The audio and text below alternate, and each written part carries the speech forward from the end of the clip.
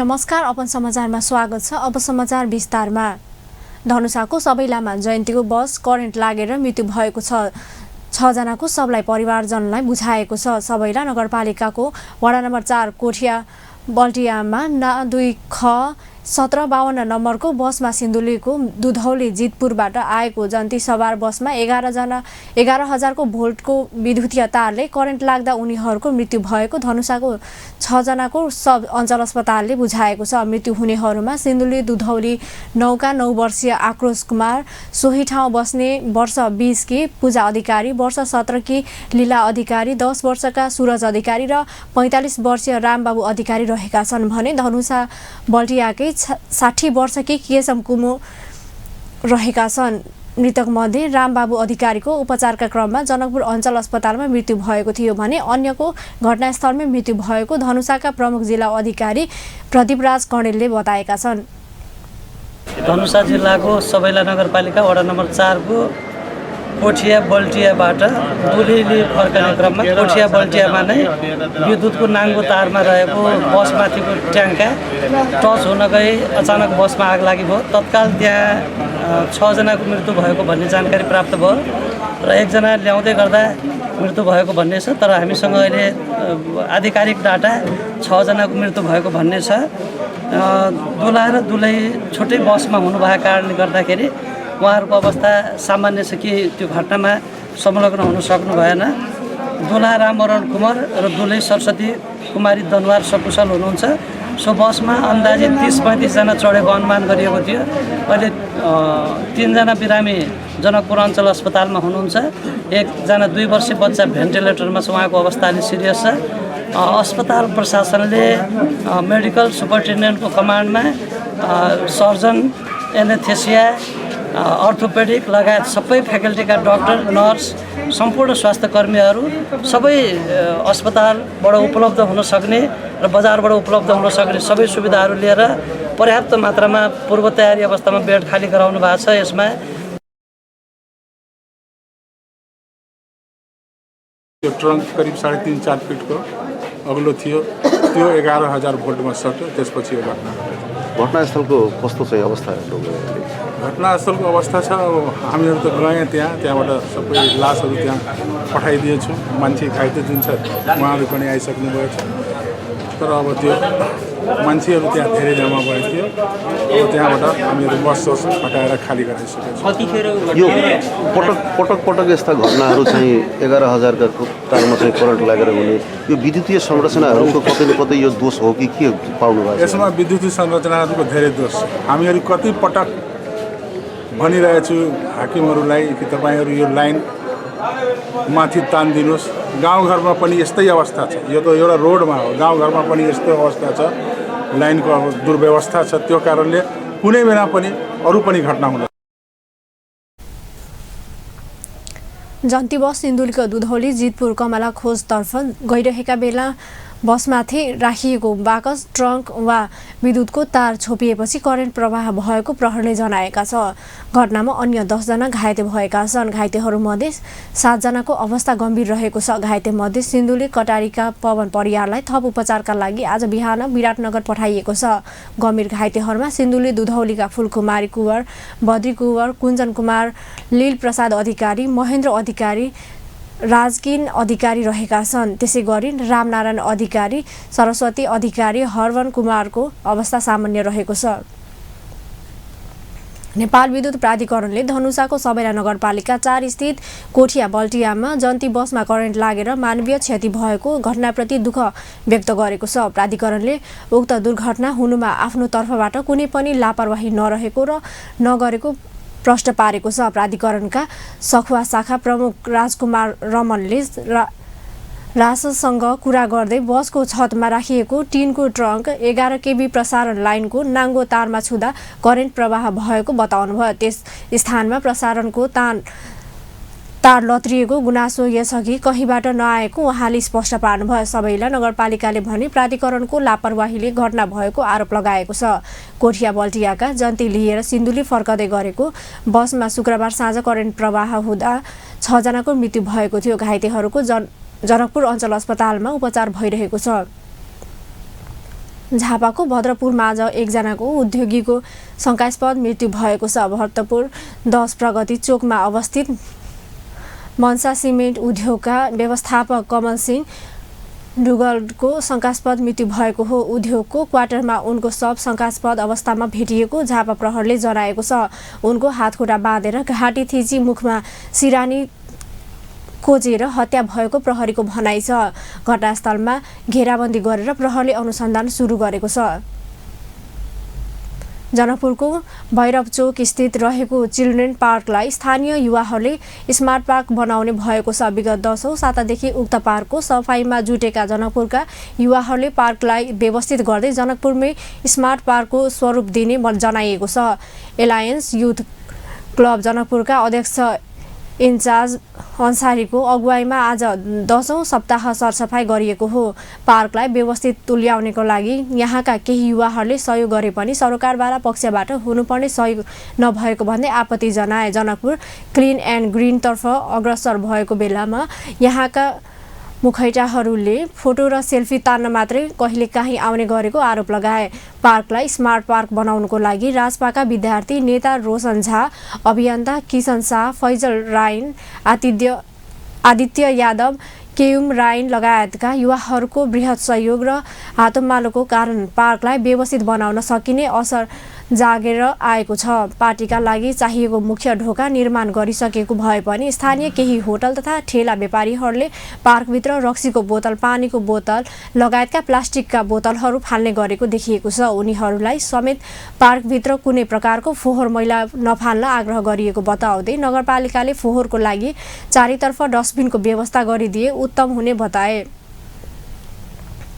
अब समाचारमा व्यावसायिक विश्रामपछि समाचारमा स्वागत छ। अब बाँकी प्रसङ्ग।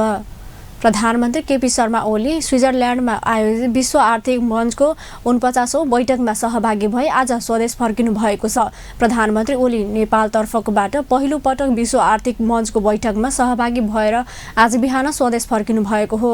त्यस अवसरमा उहाँले त्रिभुवन अन्तर्राष्ट्रिय विमानस्थलमा सञ्चारकर्मीमा आफूले सो भ्रमणबाट सन्तुष्टि भएको बताउनुभयो। उहाँले विश्व आर्थिक मञ्च जस्तो विश्व दृष्टिकोण बुझ्न पाउने सो संस्थाको बैठकमा सहभागी भएर आफूले नेपालको आर्थिक सामाजिक विकासको नीति तथा दृष्टिकोण प्रस्तुत गरी विश्वबाटै नेपालमा लगानी भित्र्याउन पहल गरेको पनि स्पष्ट पार्नुभयो।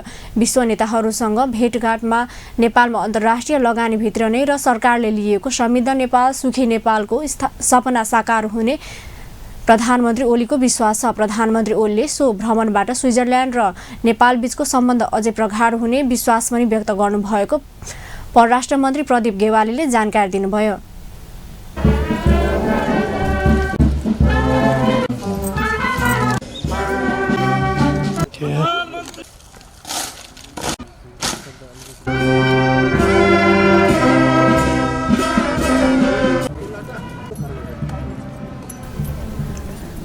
प्रधानमन्त्री ओलीले संविधान, कानुन र संस्थाभन्दा माथि कोही नहुने पनि पुनः दोहोर्याउनुभयो। उहाँले आफू स्विजरल्यान्ड गएपछिको राजनीतिक घटनाक्रममा आफू जानकारी रहेको उल्लेख गर्दै राष्ट्रिय चिकित्सा शिक्षा विधेयक देशको हितलाई सर्वोपरि राखेर संविधान कानुन सम्मत ढङ्गले पारित गरिएको उल्लेख गर्दै सो घटनालाई लिएर उत्तेजित नहुन पनि सम्बन्धित पक्षलाई आग्रह गर्नुभयो।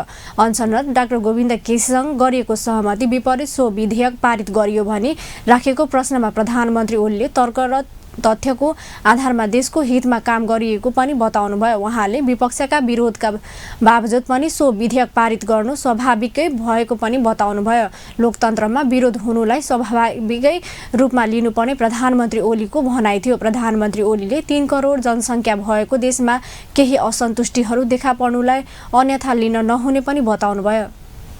प्रधानमन्त्री ओलीले सो विधेयक प्रक्रिया अनुसार नै पारित भएकाले त्यसमा चिन्ता लिइरहन नपर्ने पनि स्पष्ट पार्नुभयो। गत आइतबार स्विजरल्यान्डको डाभोस सहरमा आयोजित विश्व आर्थिक मञ्चको बैठकमा सहभागी हुनुभएका प्रधानमन्त्री ओली आज बिहान स्वदेश फर्किनु भएको हो। उहाँले स्विजरल्यान्ड बसाइको क्रममा विश्व आर्थिक मञ्चमा सहभागी भएका नेताहरूसँग आपसी हितका विषयमा छलफल गर्नुभएको थियो। त्यसैगरी नेपाल, दक्षिण एसिया र यसको आर्थिक तथा सामाजिक विकासका पक्षमा पनि प्रधानमन्त्री ओलीले प्रवचन दिनुभएको थियो। यसैबीच त्रिभुवन अन्तर्राष्ट्रिय विमानस्थलको भिआइपी कक्ष अगाडि प्रधानमन्त्री केपी ओलीलाई कालो झण्डा देखाएको थियो। कालो झण्डा देखाउने कार्यमा संलग्न काङ्ग्रेसको भातृ संगठन नेवी सङ्घका 4 नेतालाई प्रहरीले पक्राउ गरेको छ। पक्राउ पर्नेमा नेवी सङ्घका केन्द्रीय सदस्य सुशील भट्ट, नेताहरू निरञ्जन थापा, सुभाष घिमिरे, सुदीप अधिकारी रहेका छन्। उनीहरूले प्रतिपक्ष दलको विरोधका बावजुद पारित भएको चिकित्सा शिक्षा विधेयकको विरोधमा प्रधानमन्त्री ओलीलाई कालो झण्डा देखाएको जनाएको छ। पक्राउ परेको 4 जनालाई महानगरीय प्रहरीवृत्त गौशालामा राखिएको छ। डाभोस शहरमा आयोजित उक्त बैठकमा भाग लिन प्रधानमन्त्री नेतृत्वको प्रतिमण्डल गत आइतबार राति त्यसतर्फ प्रस्थान गरेको थियो। विवेकशील नेपाली दलले वरिष्ठ चिकित्सक गोविन्द केसीसँग गरिएको सहमति विपरीत सरकारले राष्ट्रिय चिकित्सा शिक्षा विधेयक पारित गरेको उल्लेख गर्दै आज काठमाडौँमा विरोध प्रदर्शन गरेको छ। माफियाको सर्वोच्चता कायम हुने गरी डाक्टर केसीसँग गरिएको सहमति विपरीत सो विधेयक पारित गरिएको भन्दै विवेकशील नेपाल दलले शनिबार काठमाडौँको माइतीघर मण्डलाबाट नयाँ बानेश्वरसम्म र्यालीसहितको विरोध प्रदर्शन गरेको हो। गोविन्द केसीसँग गरिएको सहमति विपरीत सरकारले माफियाको सर्वोच्चता हुने गरी विधेयक पारित गरेपछि त्यसको विरोध गर्नु परेका दलका अध्यक्ष उज्जवल थापाले जानकारी दिनुभयो। प्रदर्शनका क्रममा दलका नेता कार्यकर्ताले डाक्टर केसीसँग गरिएको सहमति विपरीत विधेयक पारित गरेको भन्दै प्रधानमन्त्री केपी ओलीको राजीनामा माग गर्दै चर्का नाराबाजी समेत गरेका थिए। संसदको सर्वोच्चता भन्ने न्यूमा माफियाको सर्वोच्चतालाई पारित गरेको छ र अब हामीले चाहिँ यहाँ सडकबाट अब नागरिकको सर्वोच्चता चाहिँ कायम गरौँ भनेर हामी लागिपरेका छौँ र डाक्टर केसीका जुन मागहरू छन्, जो सम्झौताहरू पालन गर्न यदि सक्दैन भने सरकारले पनि नैतिकताको आधारमा पनि राजीनामा गर्नुपर्ने परिस्थिति सिर्जना भएको छ र यसलाई नै हामीले अब अगाडि बढाउनलाई अब हामीले यो सडक छोड्दैनौँ। हामीले अब राष्ट्रिय सभाको लागि पनि हामी आह्वान गर्छौँ, हामीले राष्ट्रपतिसँग नै आह्वान गर्छौँ र मुलुकका नागरिकहरूलाई पनि आह्वान गर्छौँ कि अब हामीले आफ्नो सर्वोच्चता कायम गर्ने बेला आएको छ र माफियाबाट चाहिँ संसदलाई मुक्त गराउने बेला आएको छ।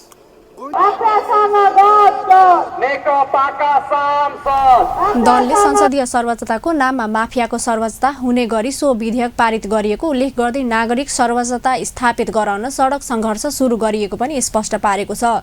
अध्यक्ष थापाले सरकारले अनसनरत डाक्टर केसीको माग सम्बोधन नगरेसम्म सडक सङ्घर्ष जारी राख्ने चेतावनी पनि दिनुभयो। अब समाचारमा पूर्ण व्यावसायिक विश्रामपछि समाचारमा पुनः स्वागत छ। अब बाँकी प्रसङ्ग।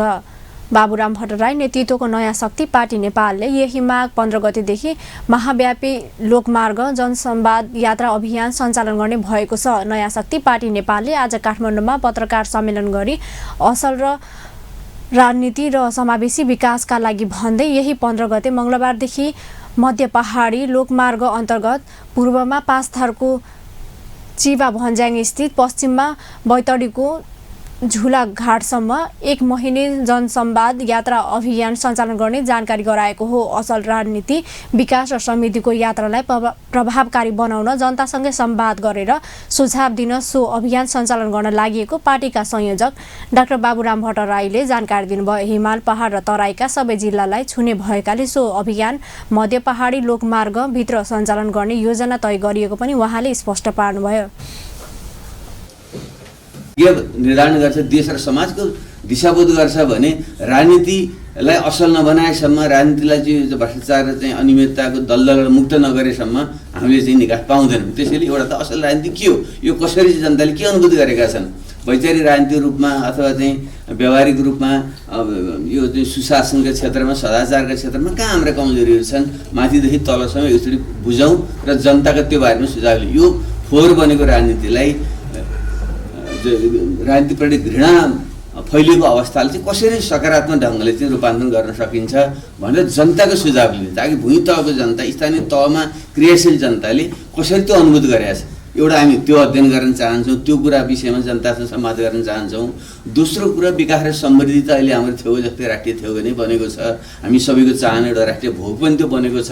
तर त्यो समृद्धि कसरी हासिल हुन्छ र समृद्धिको प्रतिफल सबै जनताले कसरी प्राप्त गर्ने भनेर हामीले चाहिँ समावेशी विकास हामीले भनेका छौँ। अरूले विकास र समृद्धि मात्रै भन्छन्, हामीले समावेशी किन भनेका छौँ भने विकास हुनुपर्छ, तीव्र वृद्धि हुनुपर्छ, उत्पादन बढ्नुपर्छ, औद्योगिकरण हुनुपर्छ, 2 अङ्कको आर्थिक वृद्धि हासिल गर्नुपर्छ।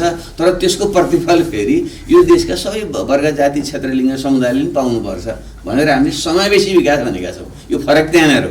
त्यो विषय पनि समावेश काठमाडौँ के हो, जनताले के अनुभूत गरेका छन्, उहाँ त्यस विषयमा चाहिँ स्थानीय तहमा क्रियाशील जुन जनप्रतिनिधिहरू छन् उनीहरूको अनुभव के छ भने यो विषयमा पनि अलिकति हामीले जनताको चाहिँ फेरि फिडब्याक हामी चाहिँ लिन चाहन्छौँ। हो यसैको निम्ति यो दुईटा लक्ष्यको निम्ति हाम्रो विधि चाहिँ जनतासँग नै संवाद गर्ने हो, किनकि लोकतन्त्र भनेको त जनताबाट लिएर जनतालाई दिने प्रक्रिया, from people to the people, यो नै डेमोक्रेसी हो। त्यसो भएको हुनाले पनि लोकतन्त्रलाई समृद्धिकरण र अझ उन्नत गर्नुको निम्ति हामीले चाहिँ यो अभियान सुरु गरेका छौँ र यो 1765 किलोमिटरमा लोकतन्त्रलाई अझै समृद्ध बनाउन पनि अभियानले सघाउ पुर्याउने नयाँ शक्ति पार्टी नेपालको दाबी छ। अभियानमा पार्टी संयोजक भट्टराईको नेतृत्वमा पार्टी हेडक्वार्टरका नेताहरू, सम्बन्धित प्रदेश, स्थानीय तह, विभाग र आङ्गिक तथा पेसागत सङ्गठनका नेताहरू सहभागी हुनेछन्। 5 थरको चिरवा भन्ज्याङबाट सुरु हुने जनसंवाद यात्रा अभियानका क्रममा पार्टीले स्थानीय स्तरमै जनसभा, जनसंवाद लगायतका कार्यक्रम सञ्चालन गर्नेछ। अभियानका क्रममा जनताले दिएको सुझाव सङ्घीय सरकार र प्रदेश सरकारलाई पनि जानकारी गराइने योजना पनि संयोजक भट्टराईले बताउनुभयो। जनताकै सहभागितामा मुलुकको समृद्धिको अभियानलाई अघि बढाउन पनि सो अभियानले महत्त्वपूर्ण योगदान दिने अपेक्षा गरिएको छ। पूर्वमा 5 थरको चाहिँ चिवा भन्ने जो सिक्किमसँग सिमाना जोडिएको जुन भूभाग हो त्यहाँबाट हामीले चाहिँ सुरु गरेर ठिक 1 महिना पछि फागुन 15 गते महाकाली किनारको चाहिँ जुन झुलाघाट छ बैतडी जिल्लाको त्यहाँसम्म पुगेर हामीले चाहिँ आफ्नो अभियान सम्पन्न गर्छौँ र यसका अनुभवहरूलाई चाहिँ फेरि समेटेर जनताको सुझाव लिएर हामी तत्त प्रदेशका जहाँ जहाँ सम्भव हुन्छ त्यहाँको मुख्यमन्त्रीहरूलाई पनि भेटेर जनताको सुझावहरू पनि दिन्छौँ र यहाँ केन्द्रमा आएर पनि फेरि हामी जनताको अवधारणा हामीले यस्तो पायौँ, देशको लागि चाहिँ जनताको चाहिँ प्रत्यक्ष चाहिँ अनुभूति यस्तो रहेछ भन्ने कुरा फेरि हामी तपाईँलाई हामी जानकारी गराउँछौँ।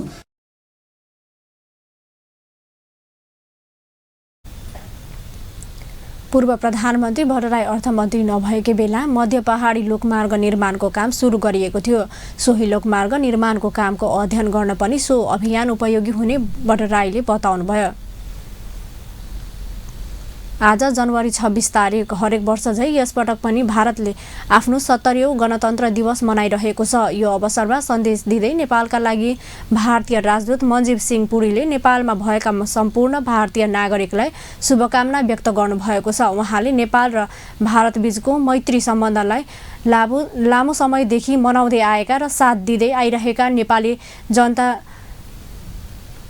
जनमान प्रति हार्दिक आभार प्रकट गर्नुभयो। राजदूत पुरीले दुई राष्ट्रबीच रहेको ऐतिहासिक सम्बन्धलाई बढ्दो समझदारीका ठोस आधार भएको उल्लेख गर्दै गत वर्ष दुई सरकारबीच निकै सफल 3 उच्चस्तरीय भ्रमणहरू भएको स्मरण गराउनुभयो।